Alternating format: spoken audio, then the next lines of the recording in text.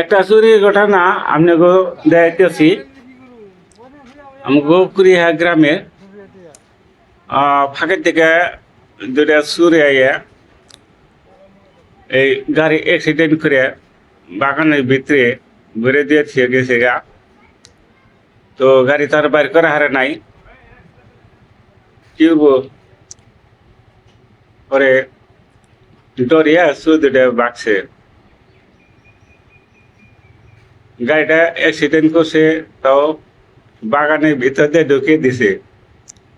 নিশাই কষাল নিহি কোন থেকে জানি দুটা মোটর চুরি করে আনসাল। চাষা কাকার ভিতরে এটা মোটর আছে, আমরা দেখুন এই গাড়িটা বাগানের ভিতরে ঢুকিয়ে দেওয়ার পরে তার বাইর করা হারে নাই। পরে ওই যে পুলিশ আইয়া পরে গাড়িটা যে ট্রাক্টর দিয়ে বের করতেছে। গাড়ির সামনে ভেঙে চলে গেছে, পাশে গেছে, মেলা অনিষ্ট হয়েছে।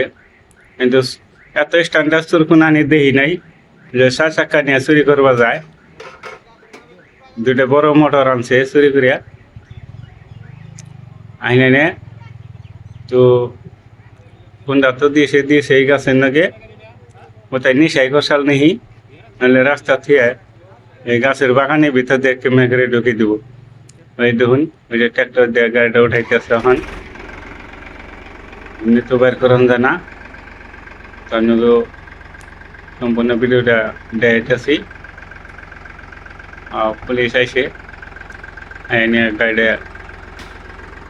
থানায় নিয়ে যাবো, তো এই জন্যে গাড়িটা ওর দিকে বের করতেছে। কিরকম সাহস 4 চাক্কা নিয়ে চুরি করবো যে এনে ফেসে গেছে। এটা কত মানুষ। এটা হলো দক্ষিণ কুড়িয়া গ্রামের ঘটনাটা। আগে থেকে চুরি করে আছে রাত মোটামুটি 3:30 4টা বাজায়। গাড়ি ভাসে দেওয়ার পরে তার বের করার নাই, পরে দুটা পলাইছে।